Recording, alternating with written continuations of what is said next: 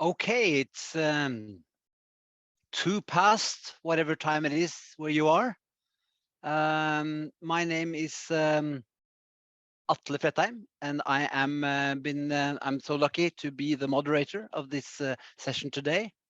Welcome, everyone. We're happy that so many are joining us. Frankly, I'm not sure exactly how many from where I'm sitting now. I'm sure someone can tell us at some stage how many we are, but there were a couple of hundred who had voiced interest, so that's exciting. We have we're lucky to have 3 panelists today.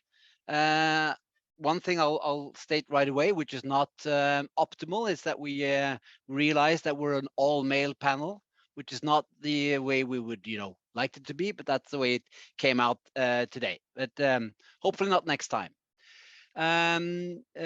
Philippine, would you like to share the housekeeping advice? So this is all recorded, and the slides that you will see, the plan is to make them available to everyone. There are a couple of ways for the audience to communicate with us who are leading or steering this call. It's a Q&A box, and it is a chat function. We would actually like we prefer if you use the Q&A box, where you can enter your questions or your comments. And you could just use that all the way through, but we will save them up till we've heard the panelists have their interventions, and then we will go through them together. But there will also be the opportunity of raising your hand and comment verbally. So we'll figure that out. Hopefully you will all have sufficient time to raise your voice, written or orally, and then say what you want to say. Okay. I'll ask Philippine again, who's the most experienced administrator here. Do you think I've covered most of the housekeeping? Does that look okay? Yes, thanks. All right. So just a few minutes on the background of this webinar. As you all know and have felt physically in the last years, non-pharmaceutical interventions, or public health and social measures, which is a term that is increasingly used, these types of interventions have been implemented extensively in all countries all around the world. And one of the challenges around this for us who work in institutes where we give advice or recommendations on the use of such interventions is that the scientific evidence, or the knowledge, if you wish, on the impact of all these interventions, on the impact that they have on reducing transmission of whether it's COVID-19 or other infectious agents, the knowledge base for these interventions is generally quite weak, and it's uncertain for almost all of these interventions how big the effect is. For many of the interventions, there will be a relatively large degree of consensus that there is some effect. For practically all the interventions, there is total lack of consensus of how large the effect is. And for many of the interventions, it's highly uncertain whether there is an effect at all. So that's one problem. And even on top of that, we have the problem of trying to quantify the negative consequences, because it's widely understood and acknowledged that many of the more heavy interventions have obvious negative consequences. But how severe are these consequences? To what extent do we have to weigh them against the possible positive consequences? That weighing is very hard to do if you don't have a good idea of how strong the positive effects are and how strong the negative effects are. Then how can you make that trade-off? That's very, very difficult for the decision makers. This was the case 3 years ago when the pandemic struck, and it's still the case today. The evidence base that has been used to inform the decisions or the recommendations in all countries have largely been made based on previous studies that were conducted in other infectious outbreaks. A lot of studies done in connection with influenza outbreaks, for example. Many of the much of the reasoning around these policies has been made on logical arguments that can seem convincing, and sometimes they can be. You know, closing schools makes sense because it reduces social contacts, and social contacts is what spreads the infection. So it makes sense to some extent. And then, of course, a lot of observational studies have been done earlier and have been done during this pandemic. So typically comparing countries with and without mask mandates, for example, and seeing what that differences in policies seems to have of an impact on the trajectory of the infection. There are huge problems with those types of studies, but they have been used, and they are also seen to be quite informative in many cases, and can be certainly very convincing sometimes. Randomized trials are, at least in clinical medicine, but also to a large extent, or to some extent in public health, seen as important if you wish to deduce or tease out the effect of an intervention. And we've seen very few randomized trials of public health and social measures during the pandemic, but also before. So the evidence that was used, the scientific evidence that was used to inform policies from earlier pandemics or epidemics was rarely based on randomized trials. To some extent, there is, for example, there's a handful of randomized trials of face masks in different types of epidemics that informed some of the decisions and recommendations around face masks. That's one example.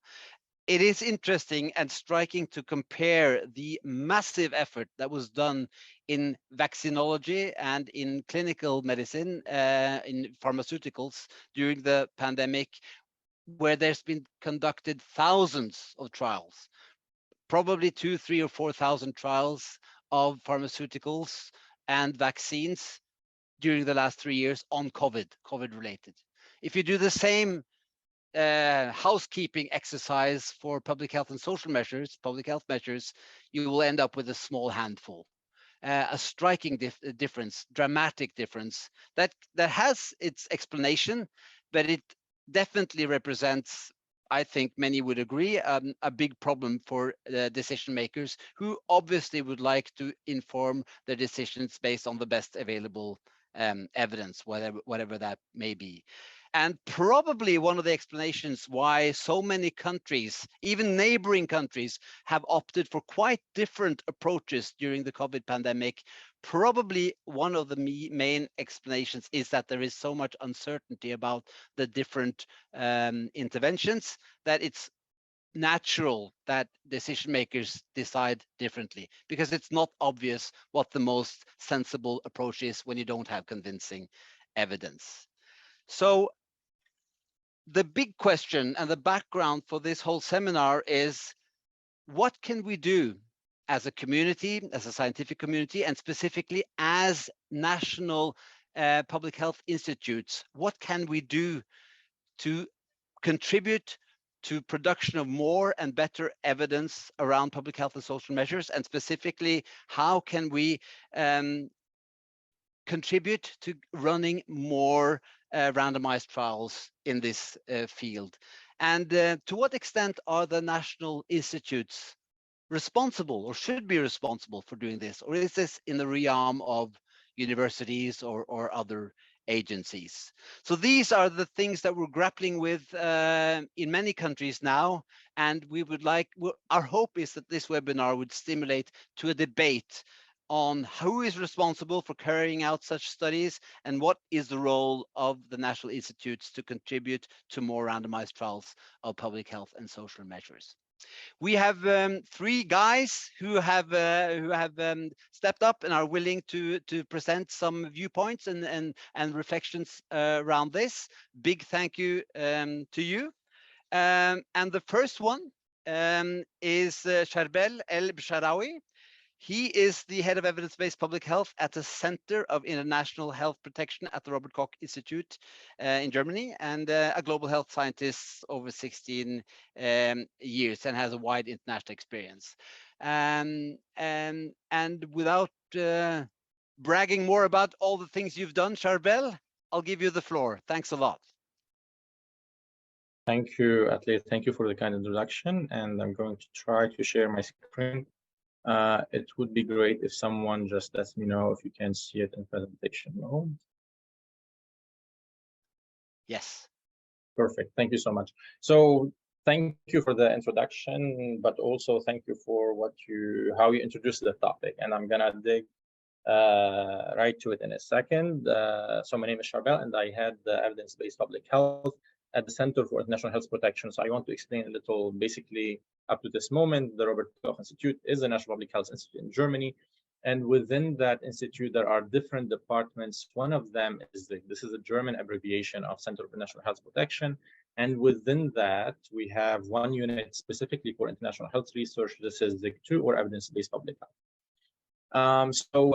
To reframe my basically presentation, it's important to think of what Atle just said about, or how he presented his point, that at least to me came across as RCTs is exactly what we want, or we want to push more for RCTs. And I'm not going to neither agree or disagree with that. I want to reflect further on why they are so important, and also what else is needed along with them. So I'm going to dig right to it and talk a little about, first of all, why does it matter to talk about national public health institutes in this specific topic? We know, and we saw very clearly during the pandemic, to which extent national public health institutes were critical in providing strategic information for policymaking, right? And definitely us at the RKI, or at the Robert Koch Institute, in addition to what the domestic departments were doing in terms of the response, we also joined forces, and we were able to provide additional information in what we called a multiple layers model, because we were doing, or that provision of information in different ways. Definitely, we're using public health intelligence to monitor the epidemic situation, but we were also at the same time analyzing containment measures on weekly basis, choosing a number of countries to see what measures they're using, how the epidemic is changing for them, etc. We were also analyzing secondary data that was becoming more and more publicly available over time, while also reviewing evidence, evaluating, and synthesizing evidence. And mostly we were trying to feed to the Ministry of Health in Germany, which really has been a big user of these information. So it wasn't just going nowhere. These information were extensively used and contributed to the decision making. And so besides that, we know this pandemic was quite dynamic. That also meant that what is needed in terms of evidence was changing the whole time.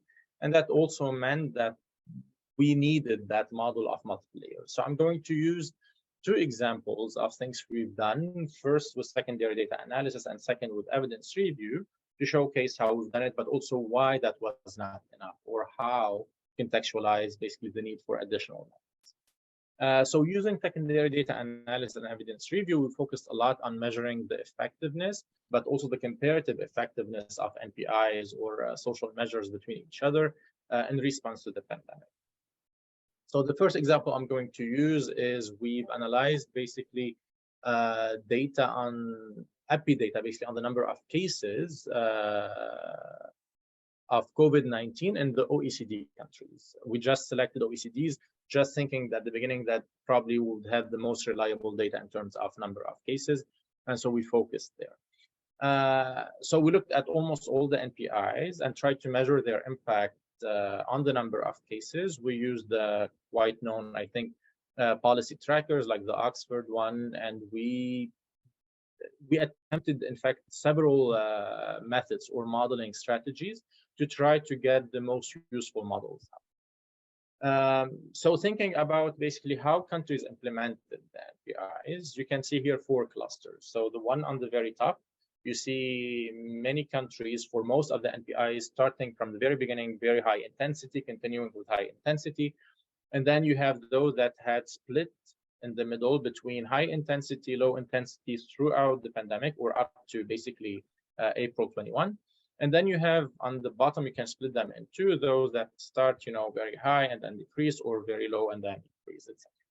And so implementation was very different. And then if you look at these two graphs, on the left side, you see the ramping of the NPIs basically in the OECD countries. You can see that basically within 1 or 2 weeks, all countries have already ramped up all the NPIs.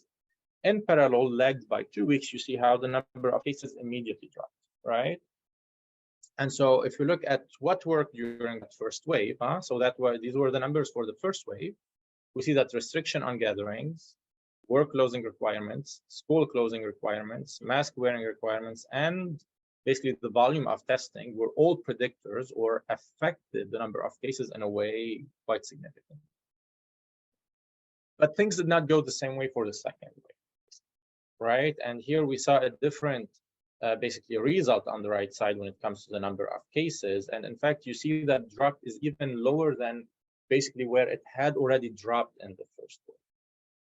And so at this point, or if we look at the data from the second wave, we see that basically just work closing requirements remained solid in terms of how they affected the number of cases. And now testing policies are going the other way around, where they are linked with an increase in the number of cases. And I don't think I need to explain that. I think everyone by now knows why, in fact, how difficult it is to explain, or how many factors get into explaining the relationship between volume of testing and number of cases. But all the other basically interventions now at this point did not show the same effect. But it doesn't make any sense, right? The data clearly shows us statistically that they're not being effective. But we understand also that this doesn't make sense. Many of these things, like wearing a mask, this is a respiratory disease. If I'm going to block myself and my whatever I'm breathing and the other person as well, we know that the risk should decrease.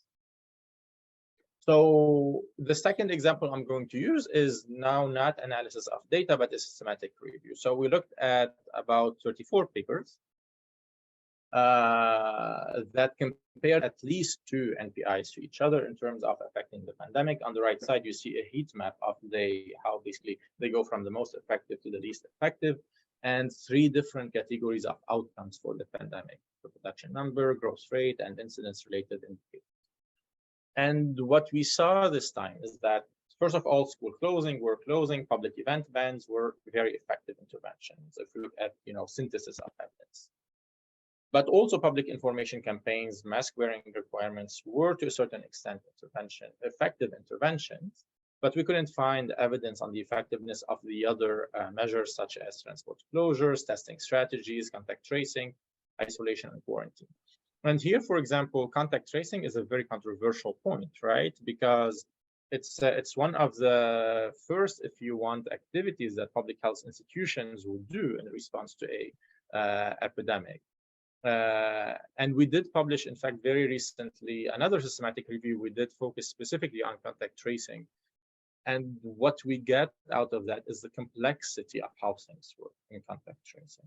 And this is the point I'm trying, or I would like to discuss further or shed the light on, is the complexity of these interventions.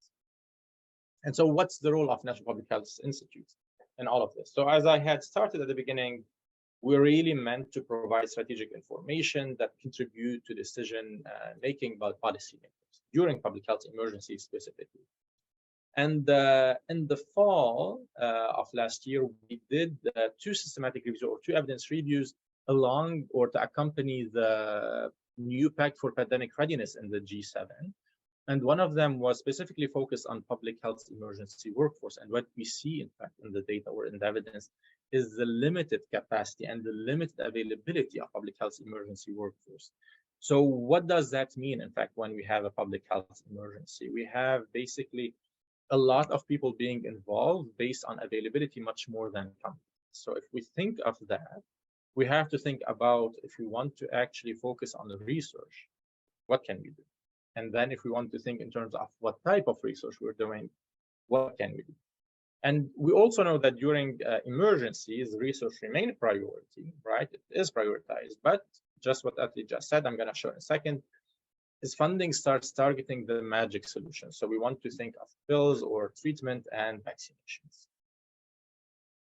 Indeed, we see that, in fact, these complex interventions are mostly evaluated through observational studies.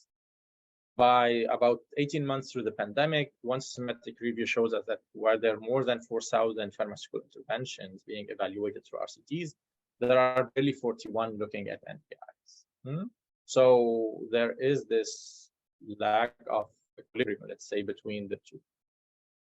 And while we know that public health research is a core function at National Public Health Institutes, specifically evaluating public health interventions, we know that, in fact, around the world, most national public health institutes do not have a mandate for research, or research is not mandated. But it is important here to reflect within the same review, which I endorse, is that National Public Health Institute, in fact, to make up for that, they work collaboratively with international organizations, academic institutions, NGOs, blah, blah, blah, all of this specifically to do the research. And I don't think there's something necessarily bad with that. I do think it's a good thing. And just keeping this in mind, I want to basically end by saying that given the complexity of NPIs, if we think of them, I looked at these guidelines from the UK Medical Research Council about evaluating complex interventions. It's important to keep a number of questions in mind when evaluating them. So that's why for me, an RCT is one part of the answer, is to be used, but it's extremely important to think about everything around, in fact, intervention outside of just controlling and doing exposure versus control and see what happens. Because in reality, the world doesn't function in controlled environments. It functions with all the complexity of societies, etc. So that's why it's important to keep those other aspects around an RCT. So I'm just going to stop here, and I hope I've provoked enough ideas and controversies so that we can have a nice discussion at the end. Thank you, everyone.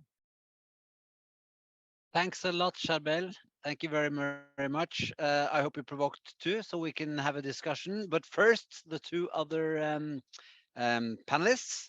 And the next is Meng Ko.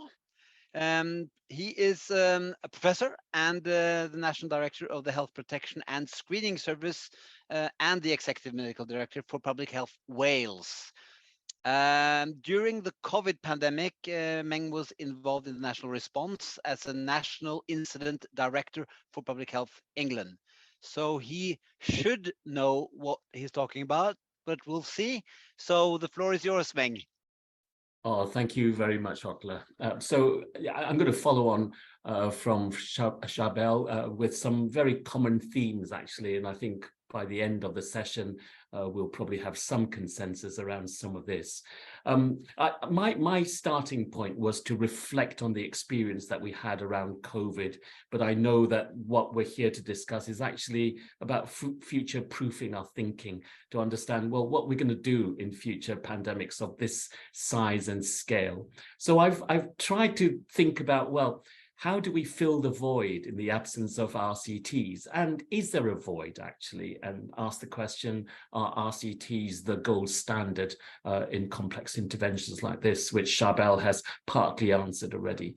So if we go to the next slide, I'd like to just set out the context of Wales as a devolved nation in the UK.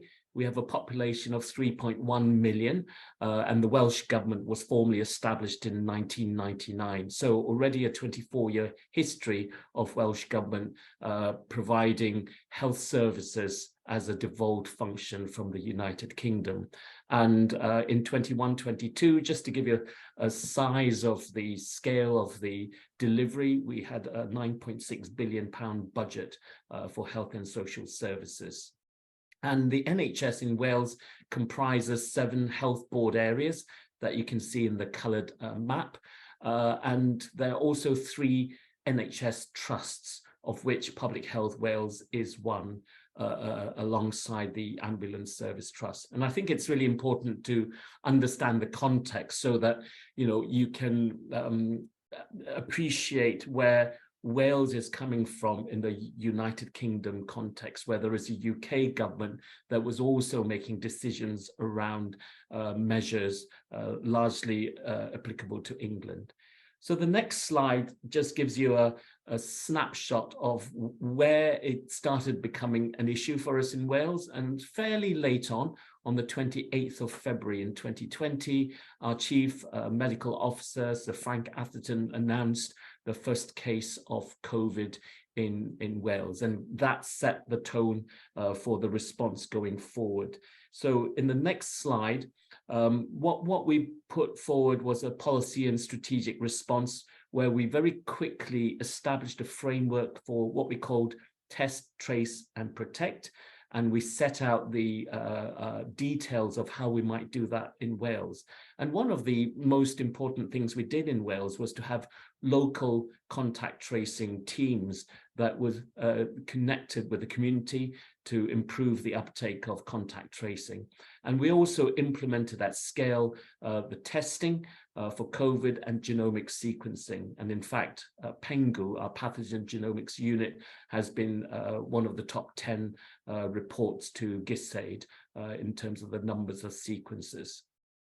And alongside this, we recognize that in the absence of pharmaceutical interventions, and I'm going to call the public health and social measures non-pharmaceutical interventions, that really informed the way that we put out the measures at a population level. So every 21 days, there was a process that Welsh Government took that was risk assessed and informed by scientific advice as to what alert level we would implement and therefore what interventions would go alongside each of those alert levels. And clearly later on, there was the implementation of vaccination programs and the introduction of COVID passes to allow a degree of social mixing. So the next slide then is a familiar list of the range of non-pharmaceutical interventions, which, as you can see, is wide-ranging from specific measures around self-isolation, shielding, household bubbles, to wider impacts of welfare benefits. So providing welfare and income support to those who have lost their employment through the COVID pandemic. And these I would regard as non-pharmaceutical interventions as well, because if there are no measures to protect people from the work environment, then people might go into work with symptoms, and that in itself is an intervention. And I just want us to kind of just remember the number of interventions that we were all considering across the world and ask ourselves the question throughout, you know, are RCTs the way forward to address some of these lack of science and evidence. And then the next slide gives you a summary of what we did in Wales. So to try and make sense of the evidence base in a very dynamic way, a technical advisory group was established by the Welsh Government in order to assimilate the scientific opinion to inform the response. And the membership of that group was far and wide, including academics, people from Public Health Wales who were involved in microbiology labs, health protection services, as well as behavioral science. And there were various subgroups of the tag that also informed on specific issues. There was also specific investment from Welsh Government to establish a Wales COVID-19 Evidence Centre. This was hosted by one of the research bodies that Welsh Government was funding, and the funding was provided for £3 million over a 2-year period. That's around 3.6 million euros. So Public Health Wales was also there in the centre of the response, making sense of the evidence base. Next slide, please. So I'm going to take you through those 3 entities, the TAG, the Evidence Centre and Public Health Wales, just to give you an understanding of what part we played in the response. So the TAG was set up to ensure that the science and technical information advice is developed in order to provide timely access to scientific and technical information, to support and commission and interpret those data models, and also to encourage people to work in a collegiate approach to science and technology advice and research, and then ultimately to provide advice to our policy and decision makers in Welsh Government, the NHS, the National Health Service, and social care and other parts of the public sector. And then lastly, it also had a role to communicate and share the understanding with both the public sector and the general public. Next slide, please. And one of the things that it did regularly was to provide advice to inform the 21-day review that I referred to. And this was a process that Welsh Government took to control COVID as part of its COVID control plan. So every 21 days, our First Minister, the head of government in Wales, would make a public announcement to set out what alert levels and what that meant in terms of lockdown and restrictions. And towards the end of the waves, there would be relaxation of the rules, but each was informed by a risk assessed process. Next slide then goes on to talk about the COVID-19 Evidence Centre. As I said, a £3 million investment over a 2-year period. And the ambitions were to get good questions answered quickly. Yeah, and we all wanted that, didn't we? But we know that answering quickly doesn't involve RCTs, so we had to rely on empirical evidence or what seemed to make sense.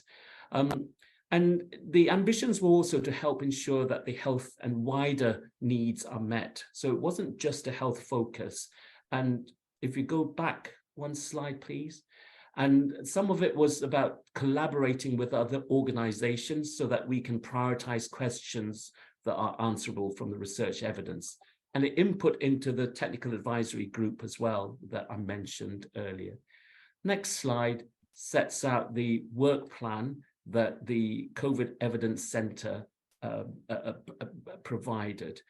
And ultimately, much of the activity was reviewing research evidence that was already published, so secondary research, but in a way that ensured access to the most up-to-date and relevant information in order to inform policy and provision of services in health and social care.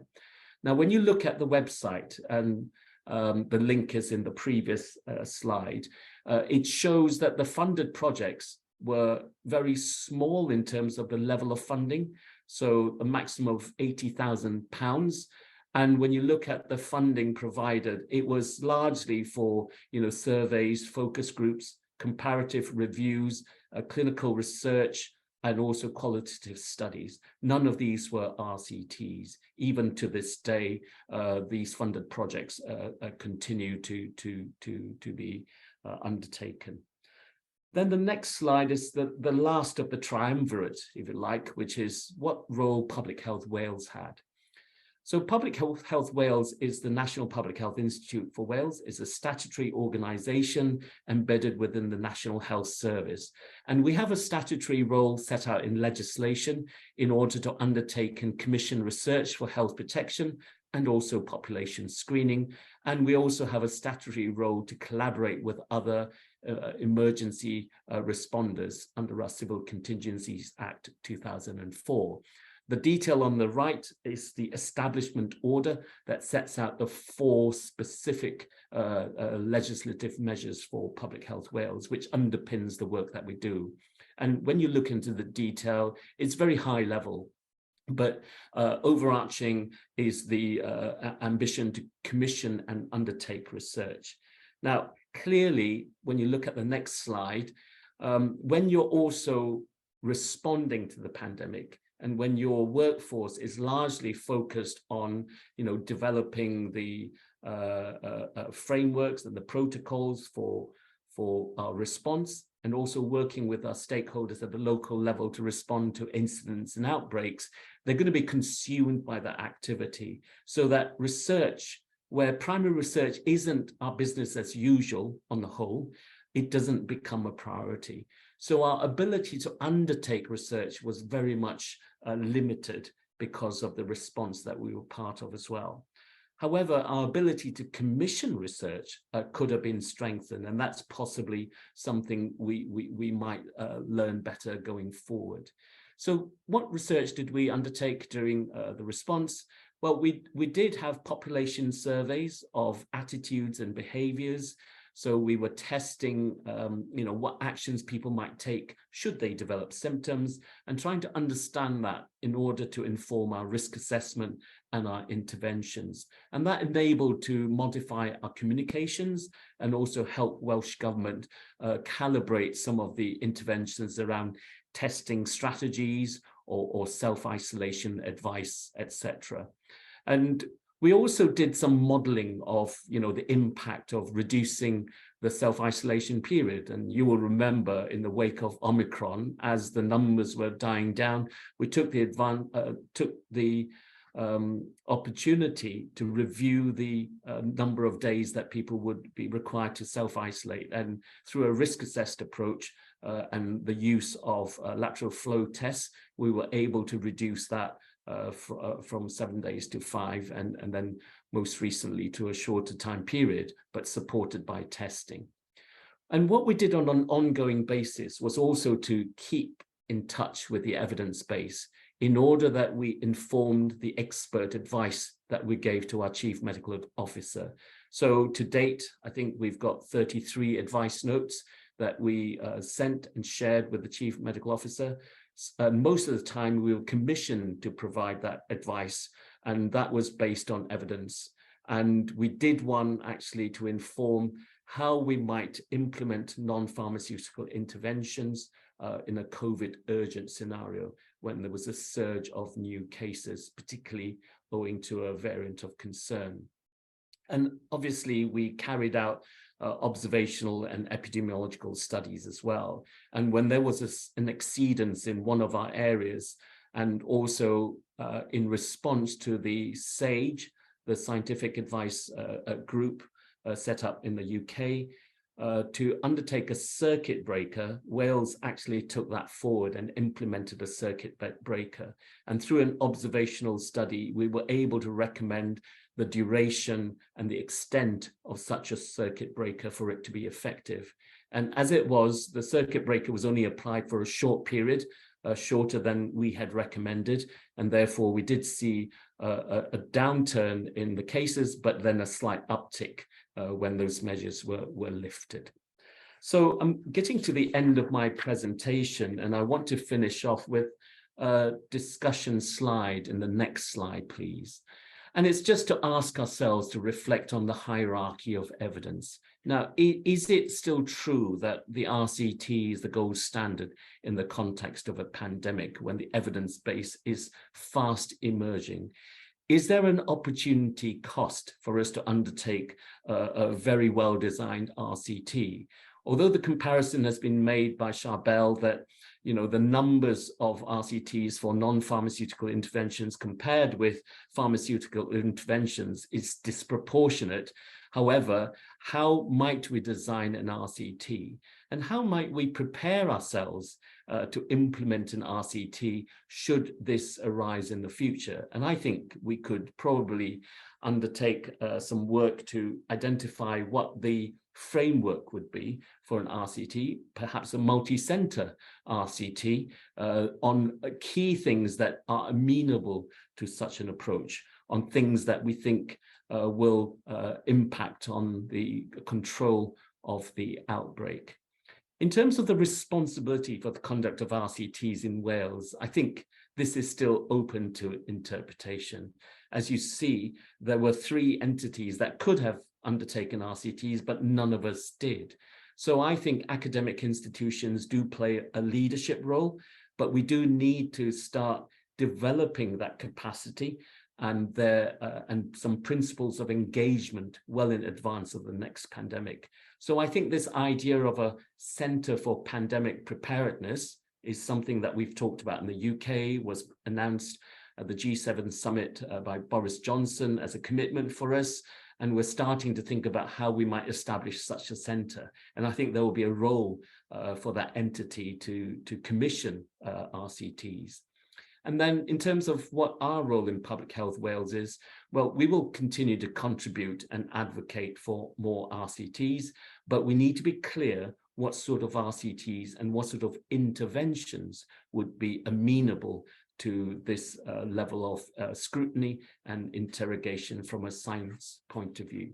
And I just want to leave with one reflection, which is that we did many things. We did many things during the COVID pandemic in an attempt to control transmission. And that was on the basis of things that made sense.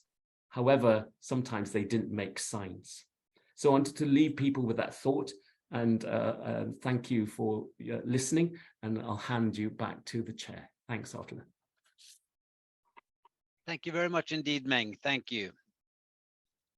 Our final panelists, and I'm very happy to see that we're starting to trickle in some Q&As that we will dig into after the last panelist.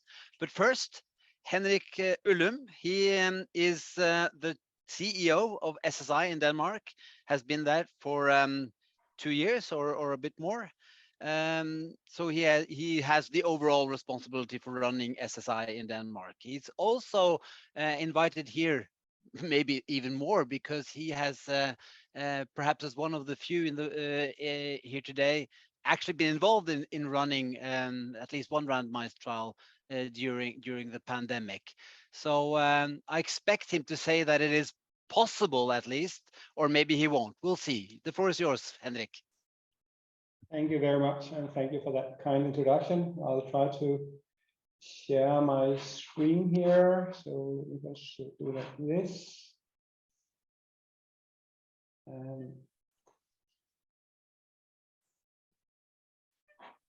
Can you please tell me if you can see my slides? Not yet.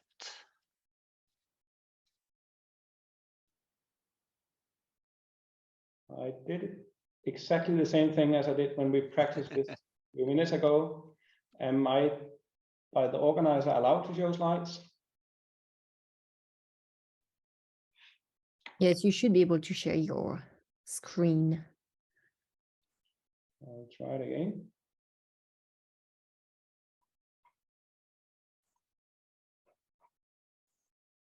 Okay. Something's happening. Yes. Great. We now see it with your second slide on the side, but it's actually fine. Yeah, but there's some.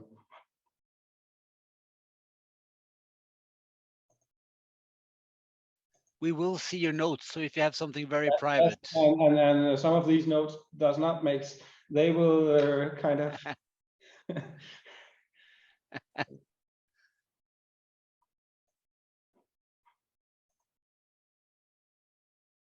You still see my. Now it's perfect. Okay, good. Thank you very much for that kind introduction. And truly, yes, I, for a little more than 2 years, have been the CEO of Statens Serum Institute, but actually I will spend most of my time talking about one of the large randomized controlled trials that have been done in NPHIs, the DanMask study. But before doing that, I will say a little about where I am now. So I'm, as mentioned, the CEO of Statens Serum Institute. So we are, like the two previous speakers, we are the National Public Health Institute, and we have roles very similar to what was just mentioned by both Robert Koch and Public Health Wales. So we are a national research institution, we are a national reference at both on human and veterinary side. And during the COVID-19 period, we, for instance, did 200,000 PCR tests per day. We have throughout the epidemic done 600,000 sequences. And then we, like all other countries, have used numerous dashboards, reports, counseling, been advising the Danish government how to handle the pandemic. And of course, also, as you see at the right on this slide, taking part in this very, very difficult crisis communication, including both what we have done on NPHIs and other actions during the pandemic. And basically, we've done that for 120 years, not only in this pandemic, but also in all other previous infectious disease threats. I will not talk about, we have done a lot of research at Statens Institute during the COVID-19 pandemic, but I would rather focus now on the DanMask study. So just as we heard the two previous speakers, a lot of NPHIs have been into play in the world, in each country, and we have pretty much had most of them into play here in Denmark as well. And as you all know, most of them makes a lot of sense, but for a lot of them, sometimes, or even most of the time, actually, we could hope for better evidence. So let me go back a little in time, and this is actually before I was here at Statens Institute. So I was at this time a professor at one of the major hospitals. So we were a group of researchers looking at what was happening. At spring 2020, we were expecting large wave of SARS-CoV-2, and we all knew that was a rationale for better NPIs. And at this time point, there was no tradition and there were no recommendations to wear masks in Denmark. And we could see that mask wearing was getting more important in many countries. So we saw a window of opportunity to actually study if this was effective in Denmark.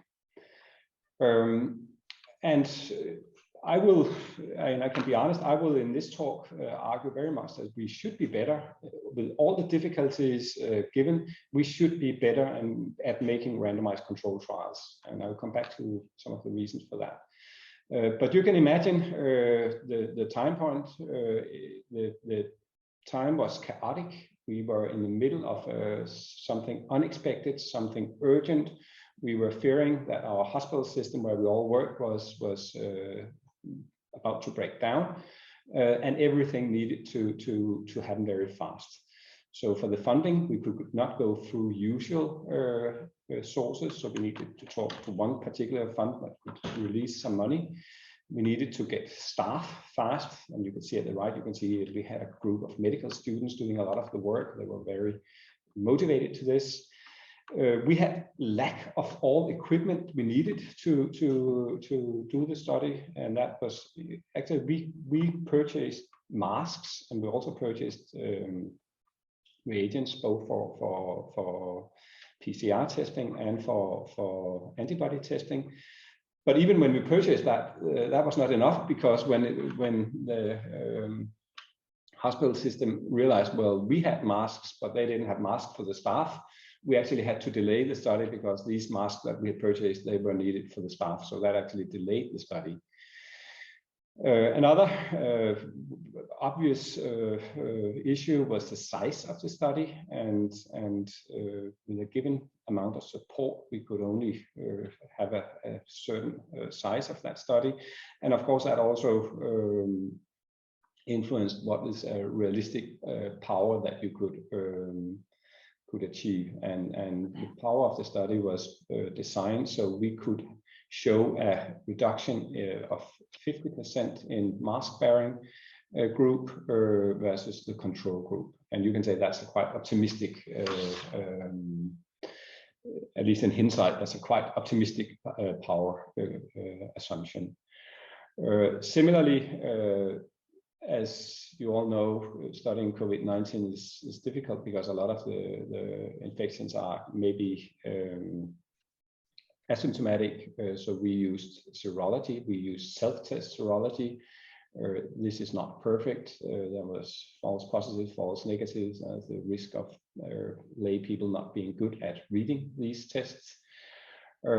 Similarly, in the design, there's a limitation. We only studied the reduction in the risk of acquiring infection by bearing masks, and not the other obvious potential benefit from mask bearing, the source control. This was not included in the design, and as such, no matter what, then this study will underestimate the total potential in mask bearing in a complete society.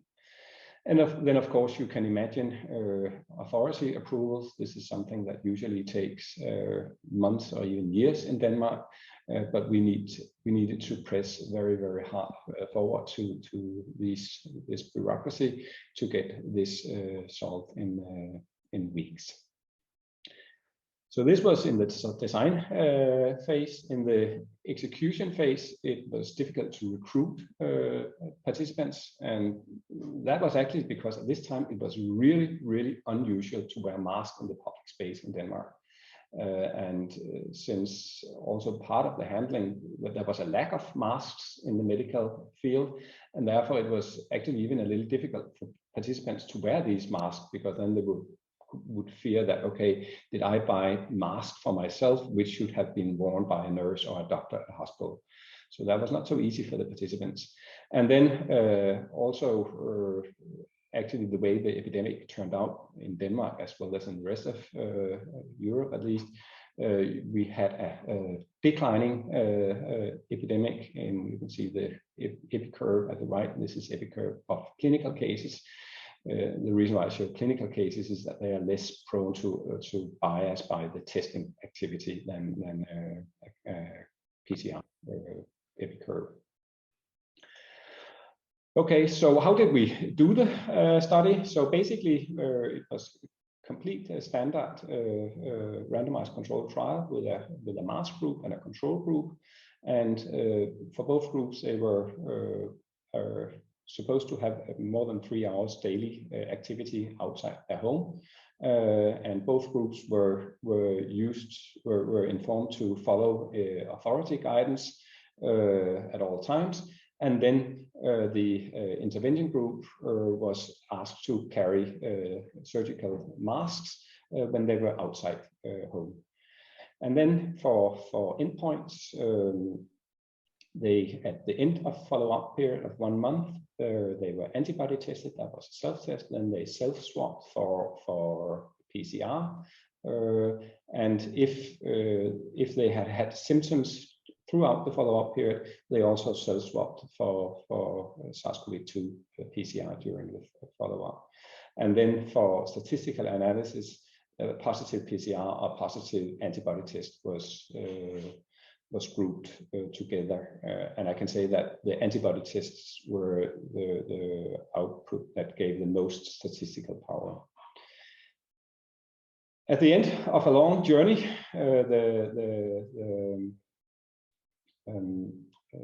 study was published in Annals of Internal Medicine after having been submitted to several other journals, as is common when you have this kind of process.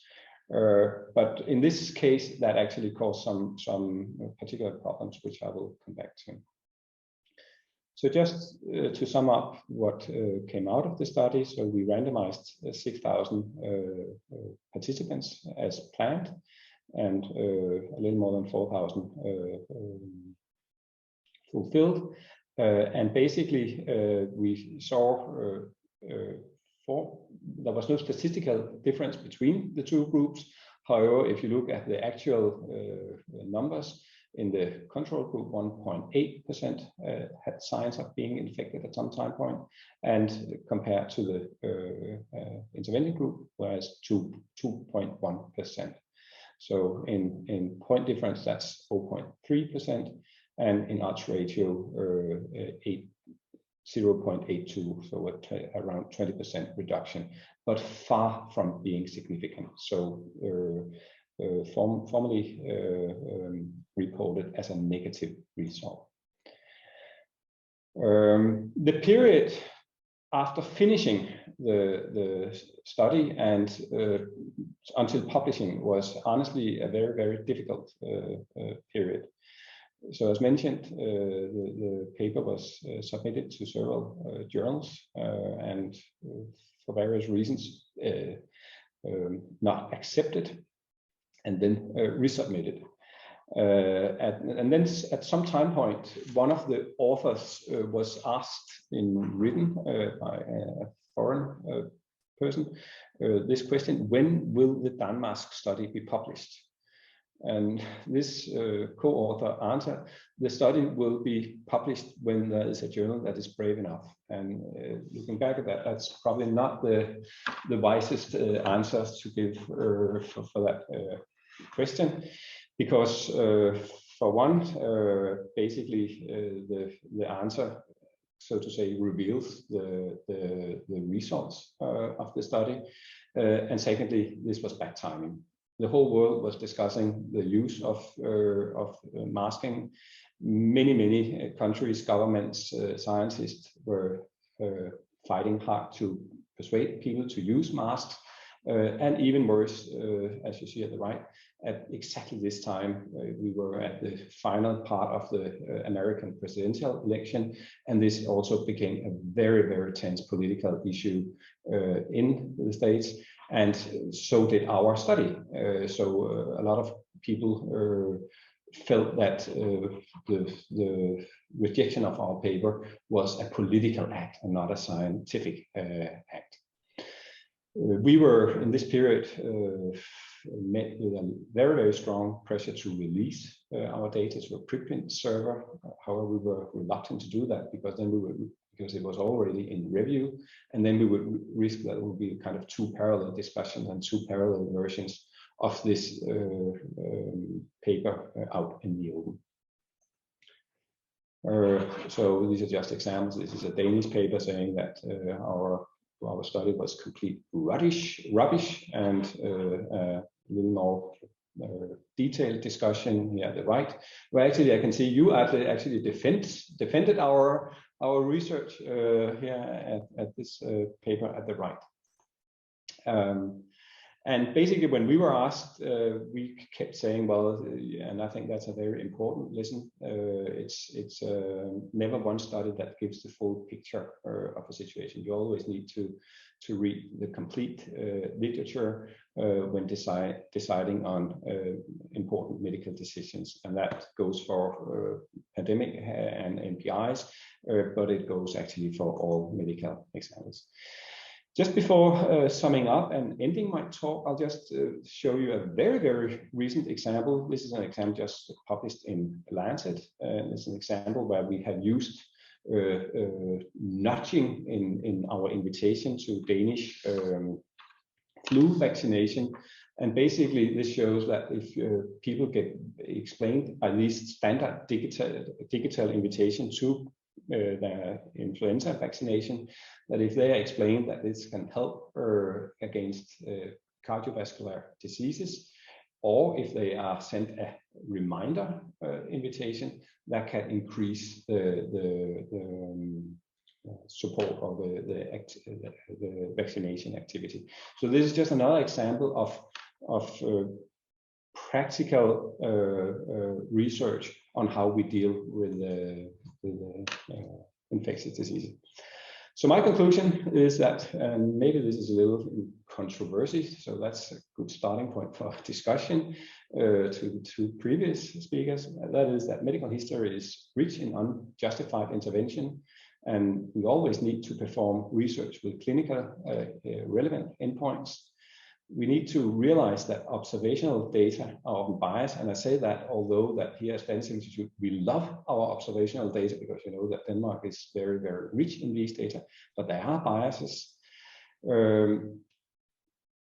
RCTs are important, but for some questions we need alternative designs. At this time point we are discussing a lot how do we get more information about ventilation and air cleaning, and that is not a subject for an individual RCT.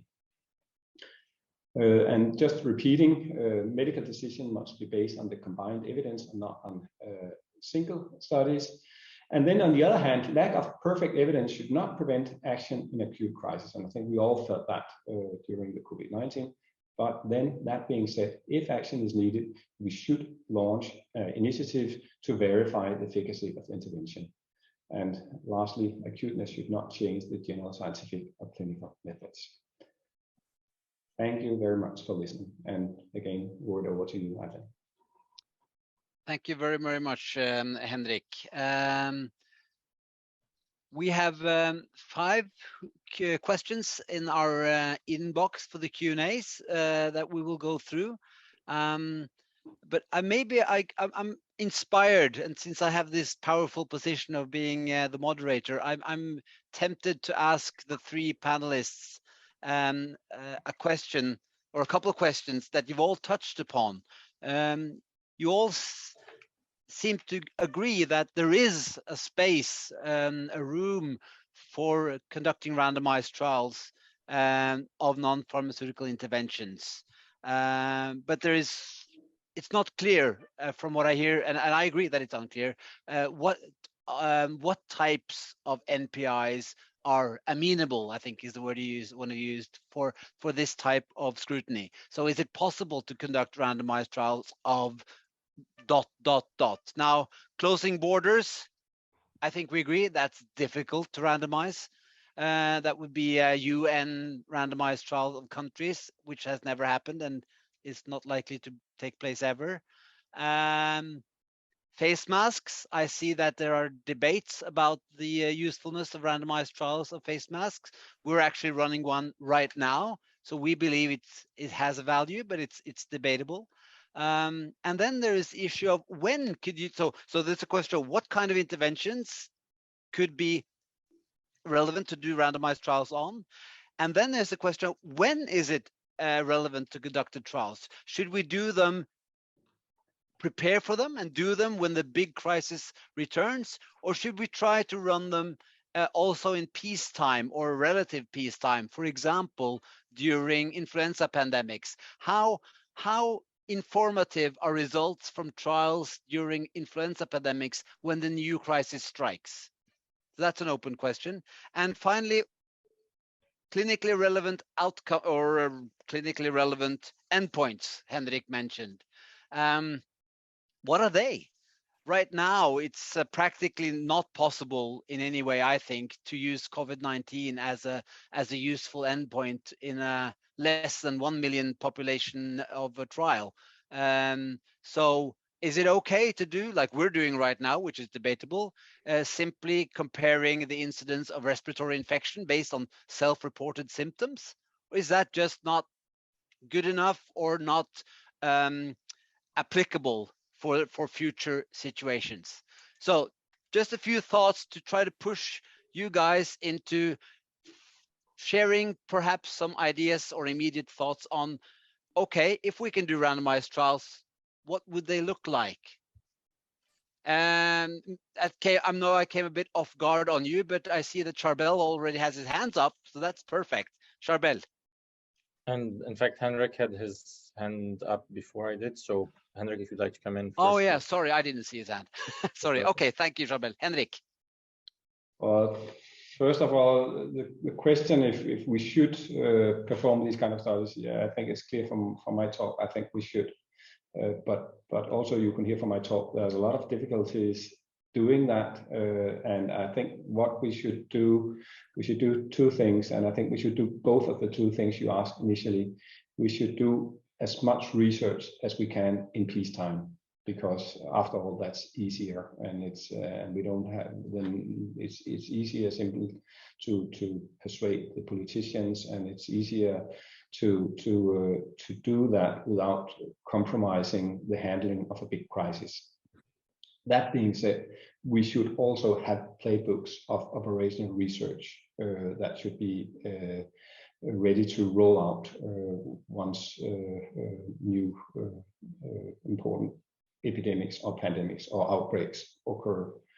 And just as mentioned by Dr. Koch, I think we should also prepare for international collaboration on these studies, because of course we could see in COVID-19, which at least in some periods affected a large proportion of the population. Then it's not difficult to make national studies. But maybe the next thing would be something that is rare and maybe more severe. But if it's rare, then one country, at least if it's a small country, cannot contribute significantly to information. If we take the mpox situation, we had data in Denmark, but they were useless because there were actually too few data. These were not randomized controlled trials, but we would never have been able to do a relevant study on that on our own. So we should join forces across countries to do that. And then finally, as I also think I alluded a little to, I think in some instances, individual randomized controlled trials are the best choice. But in other, we need population studies. I mentioned the idea of ventilation, air cleaning, but even mask carrying. If you should study the complete part of mask carrying, you should actually take like one town. You say, okay, in this town we if we can, make as many as possible to wear masks, because then you have both the individual protective effect and the source control studied in one environment. So I think we need the combination of individual control trials and these more population trials, where you do something in one area and something else in another area. Thank you. Thanks. Charbel? Thank you. So for me, I would start from the fact that evidence-based public health is not evidence-based medicine. It's important to keep that in mind when we think about in public health, what is it that we do, and then what is considered gold standard research. So definitely RCTs are needed, but when I think about an intervention, if it works or not, or I think more in terms of to which extent it works. And that's why, for me, I don't think of RCTs, I think of evaluation overall. And that is under the umbrella of implementation science and operational research. And within evaluation, RCTs is one way, but it cannot be on its own. If we take the example from Henrik about the mask wearing, for example, I just looked at the paper very quickly. The exposure or the intervention itself is providing those 53 layers masks to the participants, right? Definitely, I think Meng and I would have different results if we were to wear the same mask. I have a beard, for example. So there's a lot of factors that one cannot, when it comes to humans and social behavior, really control. It's very difficult. Think of the beard, think of what the person reports to you or not. Are you going to follow someone wearing a mask 24/7 to actually see? And then what happens when they return home? Because you're only asking them to wear the mask outside of the home, outside of the household. What happens when they come back home? And there are other parts of the family that did not wear the mask successfully. So there's a lot. That's why it's important to always think of not which method, but what combination of methods, and what can we do all together to be able to address the question, and what methods can altogether address the question. When it comes to endpoints, it's the same thing. For me, it's important to consider any, in fact, endpoint, anything that is measurable to include, because we want to know to which extent something works. And so just choosing one endpoint, considering this is the only thing that we should measure, isn't exactly the most beneficial when we are to implement a study. I think I'm gonna stop here with those points, and then probably will come in later. Thank you, Charbel. Meng? Yeah, really interesting question you posed to us. Thank you. I've got 3 points. One is, let's try and look at the data we've collected extensively across the world on the outputs of contact tracing to understand what were the most common routes of transmission and what context does that apply in. And that helps us then identify the interventions that we might put in place, which could be, certain communities, certain ethnicities. It might be certain settings, and it might be, different parts of the geography. So that for each nation, we have a good sense of, well, when we're in the height of the pandemic, despite all the interventions that we put in place, or when we had the interventions in place, what were the most common routes of transmission?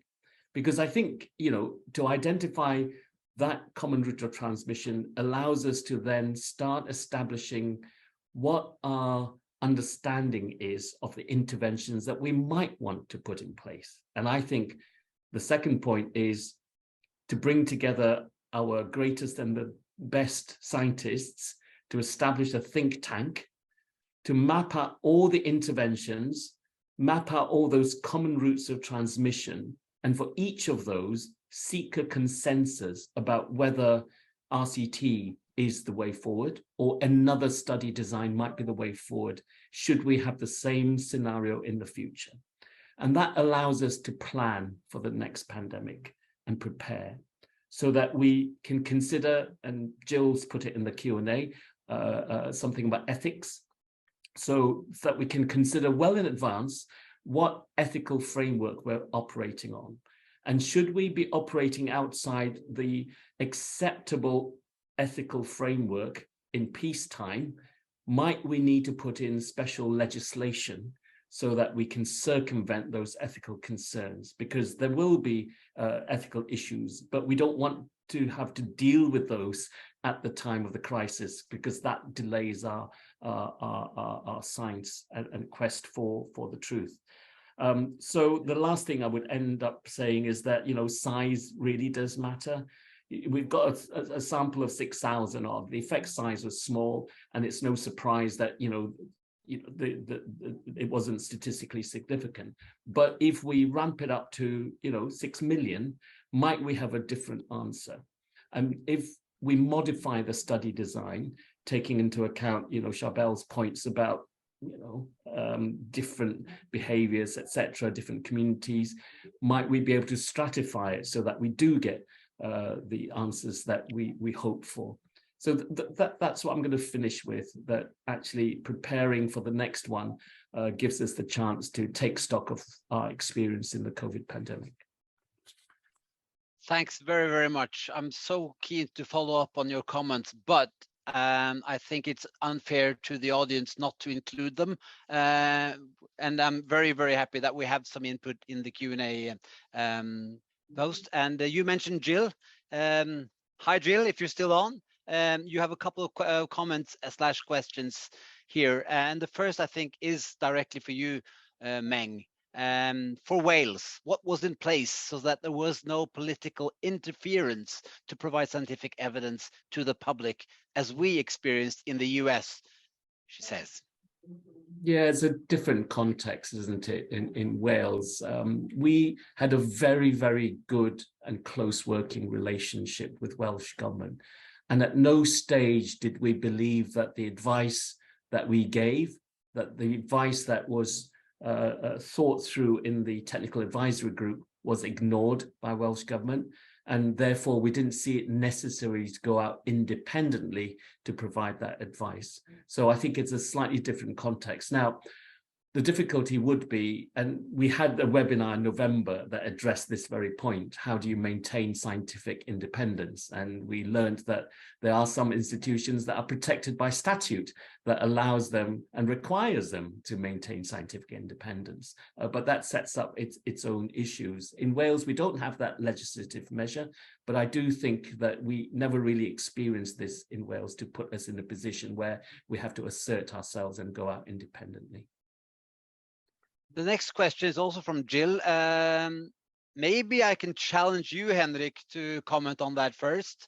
During the COVID pandemic, prior to the development of vaccines, it would not have been ethical to do the RCTs, to expose people to a disease resulting in mortality with no cure. So we had to use other designs, such as quasi-experimental.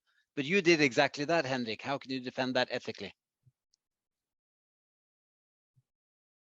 Well, basically, as you could see, then at this time point, there was no recommendation to wear masks in Denmark, and there was no tradition. So basically, the only way that our study could have harmed individuals that were if actually the face masks were harmed, because we asked some people that would not have carried face masks, if not to wear those masks.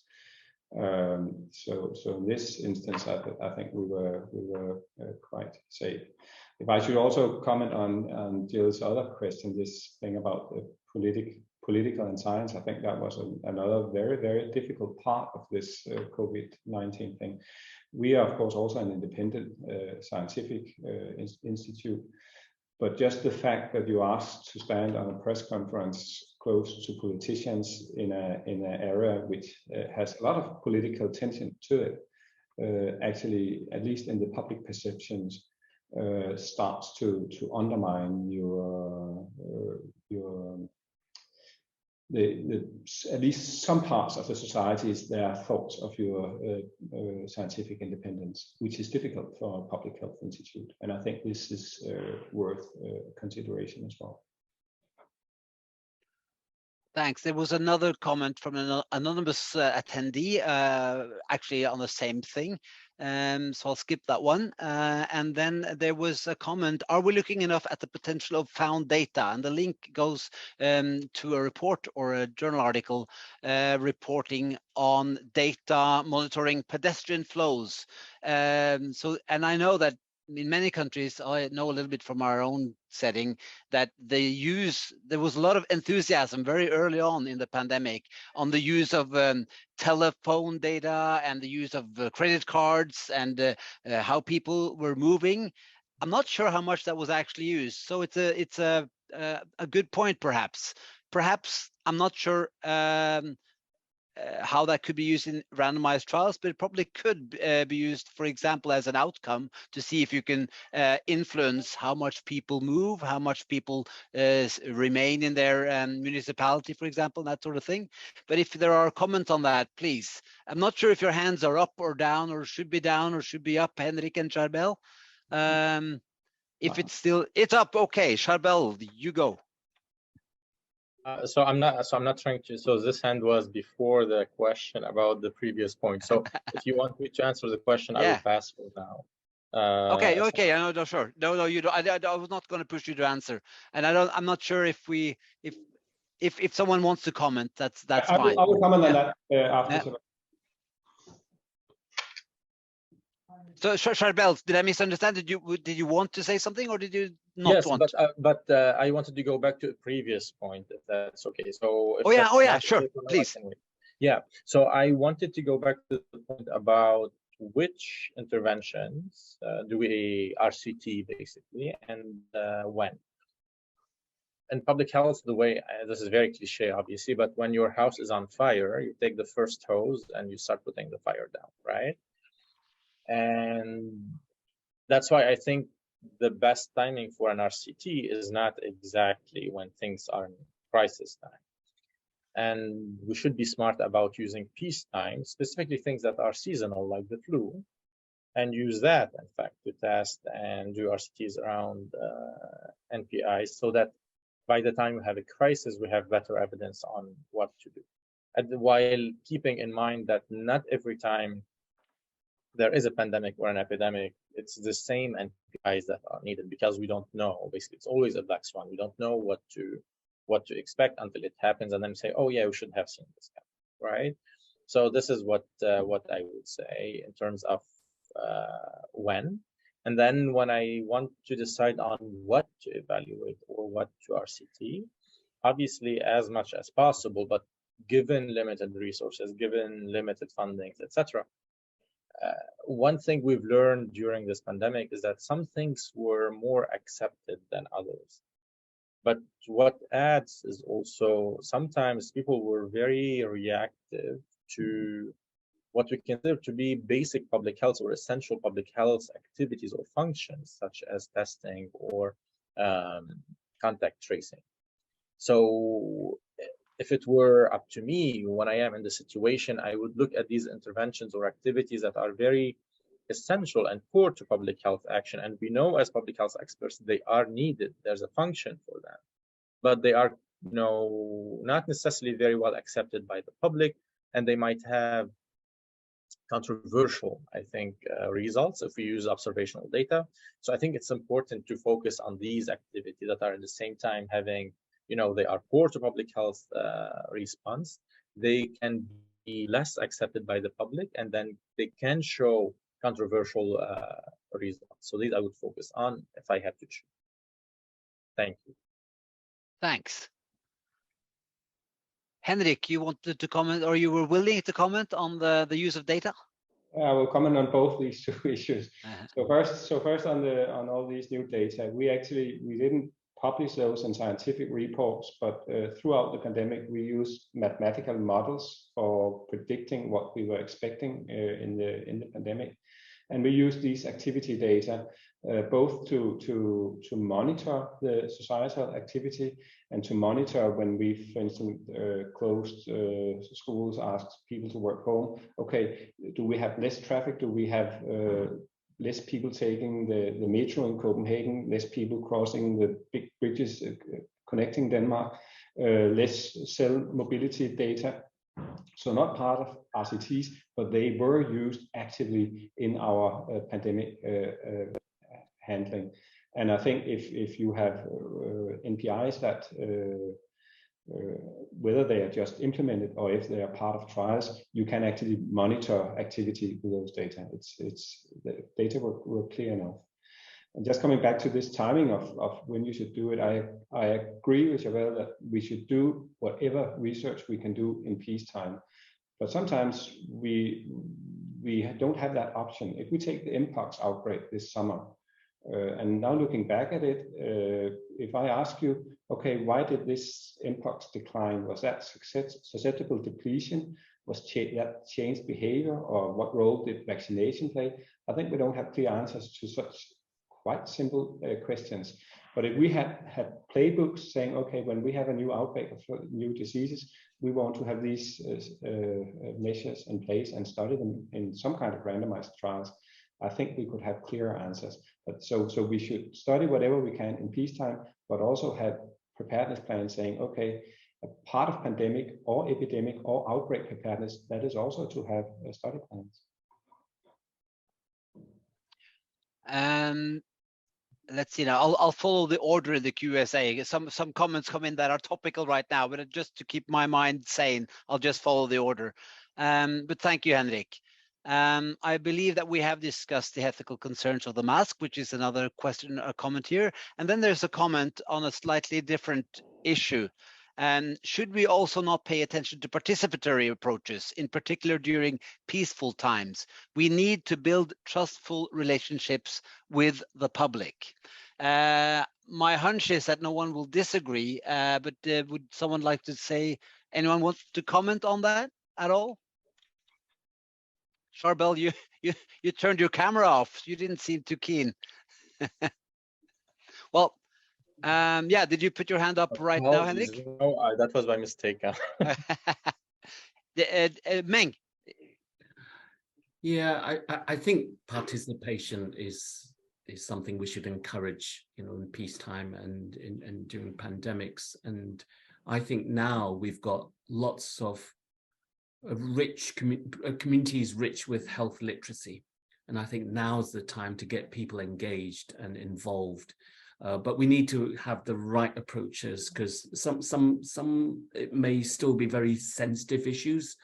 So I do think that helps us build trust and continue to build trust and continue to engage people at this time when we're just coming out of the pandemic. So I'm very supportive of that, but would really value, how best to do it, because I think in each nation it will have a different construct. And who should lead it? Should it be the Public Health Institute, or should we be looking to our academic partners to do it? Thank you. The last, I think, that we have now on our list, and which fits perfectly with the timing of the show, is that it's a comment. It's directed to me, but I think it goes for all of us. There's also a danger to using data on tracing. It's again from Jill Gray. And there's also a danger to using data on tracing through credit cards, movements, etc., that violate people's privacy, such as in China.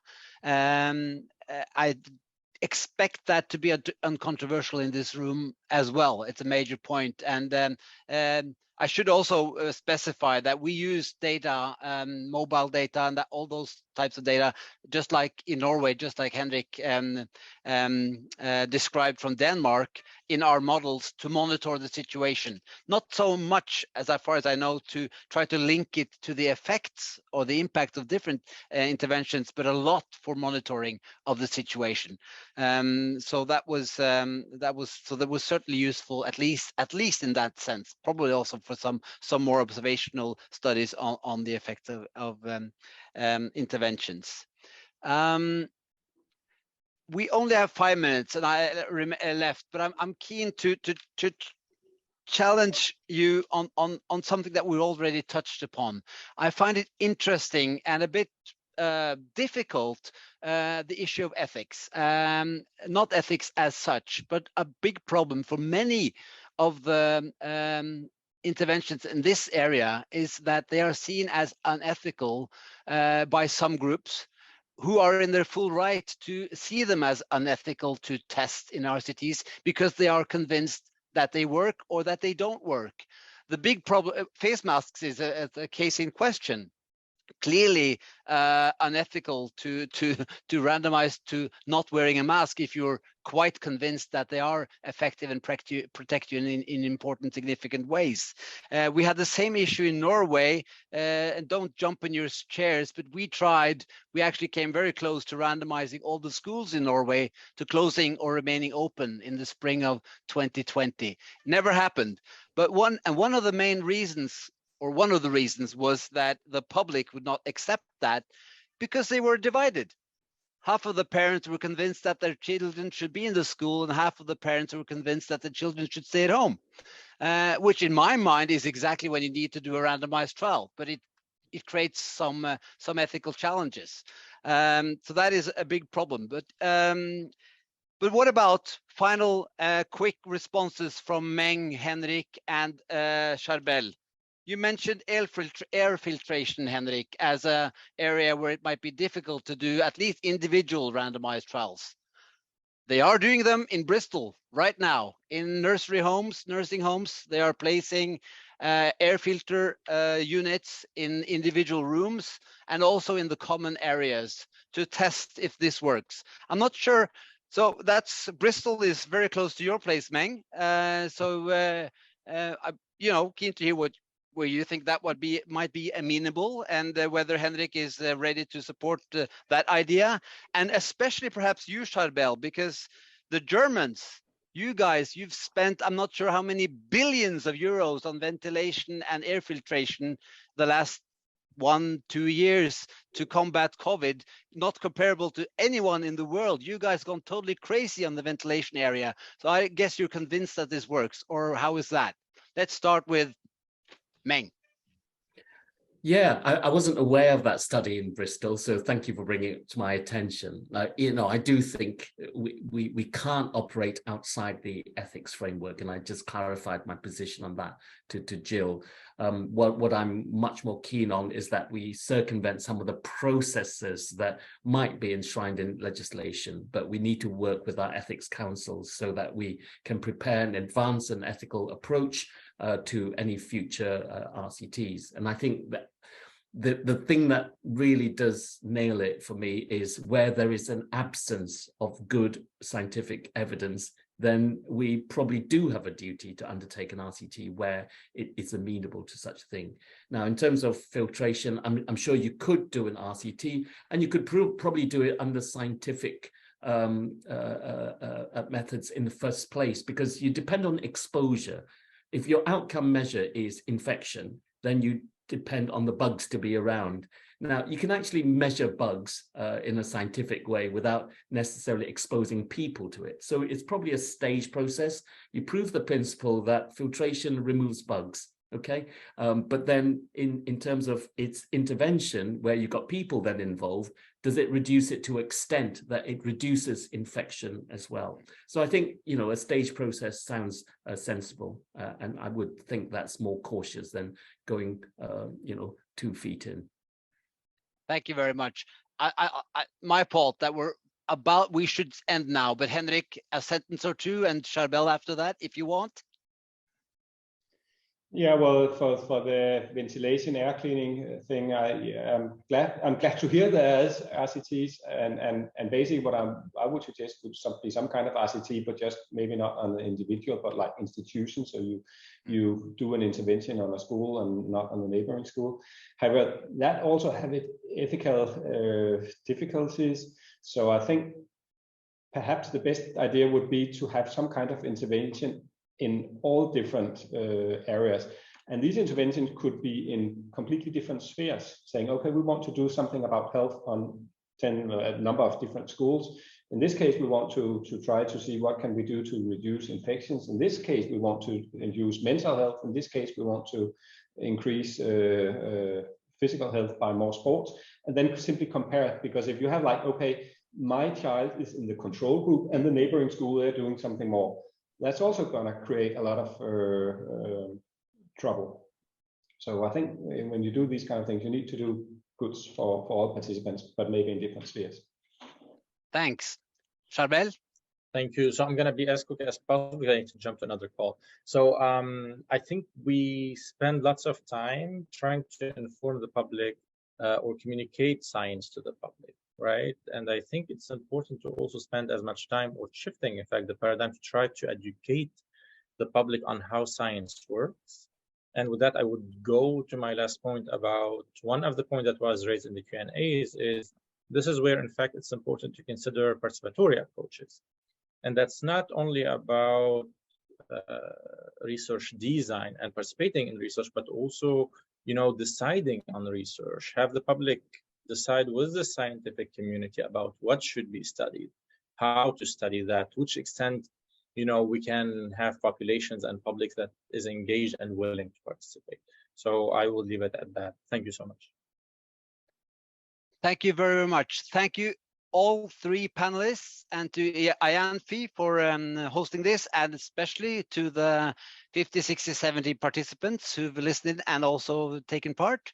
I feel, obviously I'm biased, that we have come sort of closer to an agreement at least, or some sort of idea that more trials are needed. And then there's lots to be said and discussed about what types of trials, where, when, and on what, and measuring what, but still a need for trials there seems to be an agreement on.